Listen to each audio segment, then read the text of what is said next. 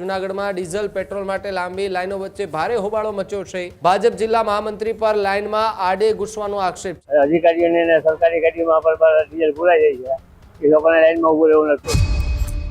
હવે ઉમેશભાઈને એમ હશે કે વડાપ્રધાન નરેન્દ્ર મોદી અપીલે દિલ્હીથી કરી છે, ગુજરાતમાં ક્યાં લાગુ થાય?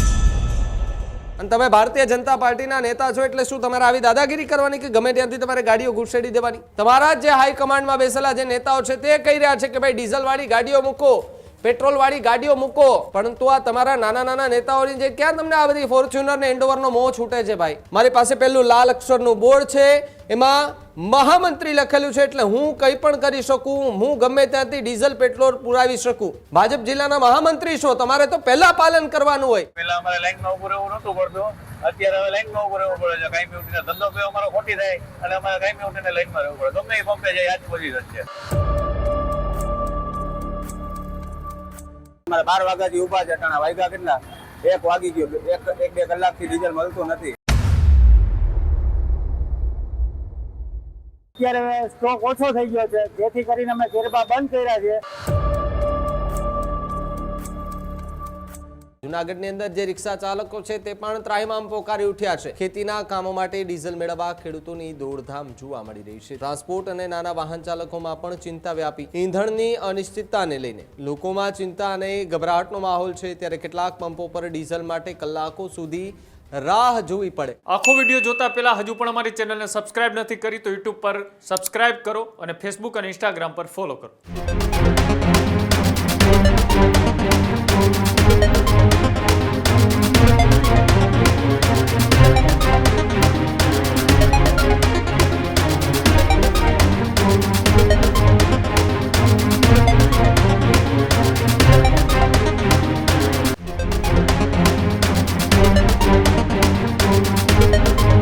જૂનાગઢની અંદર પેટ્રોલ પંપો પર ડીઝલ અને પેટ્રોલ લેવા માટે લોકોની લાંબી કતારો જોવા મળી રહી છે, તો બીજી તરફ ભારતીય જનતા પાર્ટીના એક પાટિયાવાળી ગાડી જે છે તે આડેધડ ઘૂસતી જોવા મળી। જી હા, જૂનાગઢથી મોટા સમાચાર। જૂનાગઢમાં ડીઝલ પેટ્રોલ માટે લાંબી લાઈનો વચ્ચે ભારે હોબાળો મચ્યો છે। ભાજપ જિલ્લા મહામંત્રી પર લાઈનમાં આડે ઘૂસવાનો આક્ષેપ છે। વાઉદ્દીન કોલેજ નજીક જગત પેટ્રોલ પંપ પરની ઘટનાનો સાથેનો એક વિડીયો સામે આવ્યો। કલાકોથી રિક્ષા ચાલકો ડીઝલ માટે લાઈનમાં ઊભા હતા। લાગવગ ધરાવનારાઓને વધારે ડીઝલ મળતું હોવાનો આરોપ પણ લગાવવામાં આવ્યો છે। 10 મિનિટમાં જિલ્લા ભાજપના મહામંત્રી ઉમેશ બામરોલિયા જે છે તે ત્યાં પહોંચ્યા। ડીઝલ વિતરણ પ્રક્રિયામાં અવ્યવસ્થા સર્જાયાનો તેમના પર આક્ષેપ લગાવવામાં આવી રહ્યો છે। ડીઝલ વિતરણ પ્રક્રિયા જે થઈ રહી છે તેમાં તેમના પર ગંભીર આરોપ છે। પેટ્રોલ પંપ પર લોકો વચ્ચે વાદ વિવાદની સ્થિતિ ઊભી થતી જોવા મળી છે, ત્યારે ખેડૂતો અને રિક્ષા ચાલકોની મુશ્કેલીમાં એક તરફ યથાવત જોવા મળી રહ્યો છે। ડીઝલ વિસ્તરણમાં સમાનતા રાખવાની ખેડૂતો જે છે, રિક્ષા ચાલકો જે છે તે માંગણી કરી રહ્યા છે। ત્યારે તમે જુઓ કે મહામંત્રી શ્રીની આ ગાડીનો જ્યારે વિડીયો ઉતારી રહ્યા હતા ત્યારે એ મહાશય ત્યાંથી એ બોર્ડ કાઢી રહ્યા હતા। શું કામે બોર્ડ કાઢી રહ્યા હતા ભાઈ? સવાલ અહીંયા ઊભો થઈ રહ્યો છે કે ઓલા પેલા લોકો ત્યાં સવારથી લાઈનોમાં ઊભા છે, ક્યારે સવારથી લાઈનોમાં ઊભા છે અને તમે આડેધડ ઘૂસો છો ડીઝલ ભરાવવા માટે, અને તમે ભારતીય જનતા પાર્ટીના નેતા છો એટલે શું તમારે આવી દાદાગીરી કરવાની કે ગમે ત્યાંથી તમારે ગાડીઓ ઘૂસેડી દેવાની? સવાલ એટલા માટે છે, તમે મહામંત્રી છો ભારતીય જનતા પાર્ટીના, કોઈ સીએમ તો છો નહીં તમે કે તમે જાઓ એટલે તમને પ્રોટોકોલથી તમને સીધી જ ગાડી ત્યાં અંદર આવી જાય ને તમને પેટ્રોલ પુરાવી દે। મહામંત્રી છો, એક સામાન્ય જનતા છો, તો એ રીતે રહ્યો, લાઈનમાં ઊભો તમ તારે।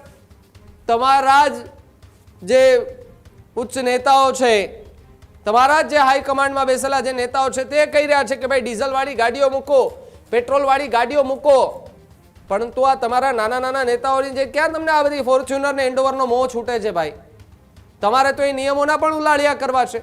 એક તરફ વડાપ્રધાન નરેન્દ્ર મોદી અપીલ કરી રહ્યા છે ભારતીય જનતા પાર્ટીના નેતાઓને કે પહેલા આપણે નિયમોનું પાલન કરીએ, પહેલા આપણે નિયમો પાડીશું તો લોકો નિયમો પાડશે, તો લોકો પબ્લિક ટ્રાન્સપોર્ટને અપનાવશે। આપણે જો નિયમોનું પાલન નહીં કરીએ તો લોકો ક્યાંથી અપનાવશે?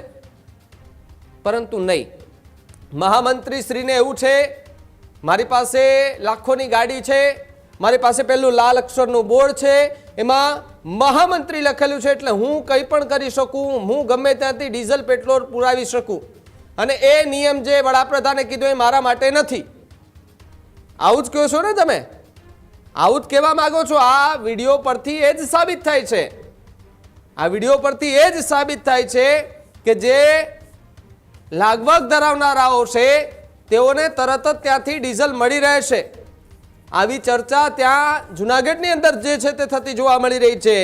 ત્યારે પેટ્રોલ પંપ ઉપર લોકો વચ્ચે વાદ વિવાદની સ્થિતિ ઊભી થતી જોવા મળી રહી છે અને 10 મિનિટમાં જિલ્લા ભારતીય જનતા પાર્ટીના મહામંત્રી, એમનું નામ છે ઉમેશ બામરોલિયા.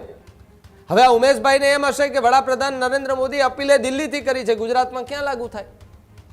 તો મારે એમને પણ એક સવાલ છે કે તમે ભારતીય જનતા પાર્ટીમાંથી જ આવો છો ને ભાઈ, ભાજપ જિલ્લાના મહામંત્રી છો, તમારે તો પહેલા પાલન કરવાનું હોય.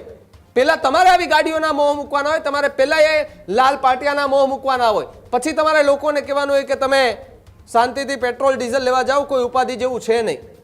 પણ અહીંયા તો નહીં, તમારી પાસે મોંઘી દાટ ગાડી છે, એ ગાડી લઈને તમારા આડે ધડ ઘૂસવું છે, તમારી ઉપર એવો આરોપ છે. અને સવાલ જે છે તે એટલા માટે ઊભો થતો જોવા મળી રહ્યો છે કે ભારતીય જનતા પાર્ટીના નેતા છો એટલે શું તમારે આ જ પ્રકારે ગમે ત્યાં આડેધડ ગળી જવાનું? ભાઈ આડેધડ સીધું ત્યાંથી નીકળી જવાનું. રિક્ષાવાળા સવારથી ત્યાં ઊભા છે, રિક્ષાવાળા સતત રાહ જોઈને ઊભા છે, છતાં પણ જે છે તે ત્યાંથી તમારે એ ઊભું નથી, તમારે તરત જ ત્યાંથી નીકળી જવું છે. આ સવાલ જે છે તે તમારા ઉપર એટલા માટે ઊભો થઈ રહ્યો છે કે તમે એક શિસ્તબદ્ધ પાર્ટીમાંથી આવો છો, ખૂબ મોટી પાર્ટી છે, તેની અંદર તમારું સ્થાન પણ મોટું છે, મહામંત્રીનું સ્થાન એટલે ભારતીય જનતા પાર્ટીમાં બહુ મોટું કહેવાય. એવા સ્થાનવાળા નેતાઓ જો આવી રીતે કરશે તો શું સારું લાગશે? સવાલ જે છે તે અહીંયા એ ઊભો થઈ રહ્યો છે. ત્યારે હવે એ જોવાનું રહ્યું કે આ વાયરલ વિડીયો બાદ જુનાગઢની અંદર શું નવા જૂની થાય છે. ડીઝલ પુરાવા આવ્યા છે, અમે 2-3 કલાક લાઈનમાં ઉભા રહી છે તો ડીઝલ મળતું નથી, ટાંકે ખલાસ થઈ ગયો. અધિકારીઓને સરકારી ગાડીમાં પણ ડીઝલ પુરાઈ જાય છે, એ લોકોને લાઈનમાં ઉભું રહેવું નથી પડતું. હા ભાઈ, બધી આવી જાય ને આમાં, અધિકારીની ગાડી એટલે બધી આવી જાય. બધાને મળવું જોઈએ ડીઝલ એમ, કા પછી આ બંધ કરો, કા પછી બધાને લાગત બધાએ સરખા હોવા જોઈએ. બધાને અમુકને ફૂલ ટાંકી કરજો, અધિકારીની ગાડીને અમને 200 ડીઝલ આપો, તો અમારે તો ધંધો કરો, એ લોકોનો ધંધો ક્યાં કરવો હોય? અમારે ધંધો કરવો કે ડીઝલની લાઈનમાં ઉભું રહેવું? જુનાગઢમાં લાંબી લાઈનો સવારથી જ જોવા મળી રહી છે. સવારથી જ ખેડૂતોને વાહન ચાલકોની ભારે ભીડ જોવા મળી રહી છે. કેરબા લઈને ખેડૂતો ડીઝલ લેવા માટે લાઈનોમાં ઊભા જોવા મળ્યા. ખેતીના કામો માટે ડીઝલ મેળવવા ખેડૂતોની દોડધામ જોવા મળી રહી છે. ત્યારે ભૂતનાથ રોડ સ્થિત પેટ્રોલ પંપ પર સૌથી વધુ ભીડ જામી. ડીઝલ નહીં મળતા રિક્ષા ચાલકોના ધંધા પર સૌથી મોટી અસર પડી છે. ટ્રાન્સપોર્ટ અને નાના વાહન ચાલકોમાં પણ ચિંતા વ્યાપી. જથ્થો ઉપલબ્ધ રહેશે ત્યાં સુધી વેચાણ ચાલુ રહેશે તેવી વાત પેટ્રોલ પંપના સંચાલકોએ કરી છે. ત્યારે ઈંધણની અનિશ્ચિતતાને લઈને લોકોમાં ચિંતા અને ગભરાટનો માહોલ છે. ત્યારે કેટલાક પંપો પર ડીઝલ માટે કલાકો સુધી રાહ જોવી પડે તેવી સ્થિતિનું અત્યારે જે છે તે એક નિર્માણ થઈ ચૂક્યું છે. મોટી સંખ્યામાં લોકો લાંબી કતારો લગાવી અને ઉભાયેલા જોવા મળ્યા છે. ત્યારે ટુ વ્હીલની અંદર પેટ્રોલ પુરાવા માટે તો પેટ્રોલ છે, પરંતુ મોટી ગાડીઓ જે ડીઝલથી ચાલે છે તેવી ગાડીઓમાં ડીઝલને લઈને હાલ તો ખૂબ કમી મહેસૂસ થઈ રહી છે. લોકો ડીઝલ લેવા માટે પડાપડી કરી રહ્યા છે. ત્યારે શહેરના પેટ્રોલ પંપ પર ડીઝલ માટે લાંબી કતારો જે છે તે જોવા મળી છે. મોટા વાહનોથી લઈને નાનામાં નાના વાહન સુધી કે જે ડીઝલથી ચાલે છે એવા વાહનો કે જેઓ લાઇનમાં ઊભા રહેલા જોવા મળ્યા. જૂનાગઢની અંદર જે રિક્ષા ચાલકો છે તે પણ ત્રાહિમામ પોકારી ઉઠ્યા છે. ડીઝલ જો સમયસર નહીં મળે તો એમના ધંધા રોજગાર પર જે છે તે સીધી અસર પડવા જઈ રહી છે. ત્યારે ભૂતનાથ રોડ સ્થિત પેટ્રોલ પંપ પરના આ દ્રશ્યો આપણે સ્ક્રીન પર દેખાઈ રહ્યા છે કે જ્યાં સૌથી વધુ ભીડ અહીં જ જોવા મળી રહી છે. ત્યારે જથ્થો જ્યાં સુધી રહેશે ત્યાં સુધી વેચાણ ચાલુ રહેશે તેવી વાત કરતા પેટ્રોલ પંપના સંચાલકો જોવા મળ્યા હતા. ઈંધણની અનિશ્ચિતતાને લઈને લોકોમાં એક ચિંતા છે, ગભરાટનો માહોલ પણ જે છે તે જોવા મળી રહ્યો છે. ત્યારે મિડલ ઇસ્ટમાં વધતા તણાવ વચ્ચે જૂનાગઢમાં ડીઝલની અછતથી લોકોની અંદર એક ગભરાટનો માહોલ જે છે તે જોવા મળી રહ્યો છે. અને સવાર હોય કે સાંજ લોકો કેરબા ગાડીઓ લઈ લઈને ડીઝલ ભરાવવા માટે ત્યાં સતત પહોંચી રહ્યા છે. ખેતીના કામો માટે ડીઝલ મેળવવા માટે દોડધામ જે છે તે લગાવતા ત્યાંના લોકો જે છે તે સ્થાનિક લોકો જોવા મળી રહ્યા છે. ત્યારે ઈંધણ અનિશ્ચિતતાને લઈને લોકોમાં એક તરફ ચિંતા છે, એક તરફ અલગ રીતે માહોલ જોવા મળી રહ્યો છે. કારણ કે આવી લાઈનો જૂનાગઢની અંદર ક્યારેય પણ નથી સર્જાઈ. પ્રથમ વખત આ પ્રકારની લાઈનો એ જૂનાગઢની અંદર જે છે તે જોવા મળી રહી છે. અને આમાં ન માત્ર એક જૂનાગઢ પરંતુ રાજ્યભરમાં આ જ પ્રકારના દ્રશ્યો છે કે જ્યાં ડીઝલની અછતના કારણે લોકોને પારાવાર મુશ્કેલીનો હાલ તો સામનો કરવો પડી રહ્યો છે અને જેના જ કારણે ખેડૂતો જે છે તેને સૌથી મોટું નુકસાન ભોગવવાનો હાલ વારો આવે તેવી સંભાવના છે. અમારે એમ માનો ને કે પેલા અમારે લાઈનમાં ઉભું રહેવું નહોતું પડતું, અત્યારે હવે લાઈનમાં ઉભું રહેવું પડે છે. કાંઈ ઉઠીને ધંધો પે અમારો ખોટી થાય અને અમારે કાંઈ ઉઠીને લાઈનમાં રહેવું પડે. ગમે એ પંપે જાય આજ પોઝિશન છે. કેવી પરિસ્થિતિ થાય તમે ડીઝલ ન મળે? ડીઝલ ના મળે તો અમે ધંધા વગર હેરાન થઈ જાય, કારણ કે અમારો ધંધો આની માટે ગાડી માટે ચાલે, રિક્ષા માટે. પરિસ્થિતિ એવી છે કે 4-5 દિવસ ડીઝલ મળે છે, 2-3 કલાકે ભારામાં ઊભું રહેવું પડે છે.